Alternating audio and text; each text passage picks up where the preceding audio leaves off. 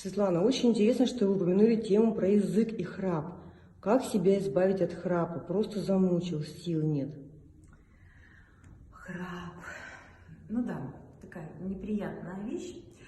И сказать, чтобы там 100%, я сейчас скажу вам причину, что это в языке, конечно, нет. Опять же, это постановка костей черепа.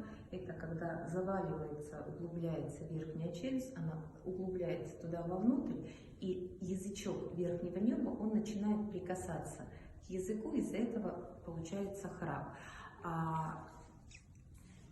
Одна, скажем так, из самых распространенных причин – это отек языка. Да, я про это говорила.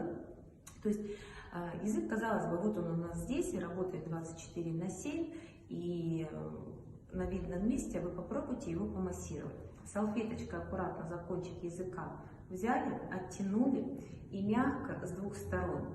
Чем глубже, тем лучше. Помассируйте. Тогда застойные явления, отечные явления вокруг языка уходят, и верхний язычок, он не так будет доставать уже вашу дальнюю часть языка, и в большинстве случаев храп уходит. Только это нужно делать каждый день и регулярно.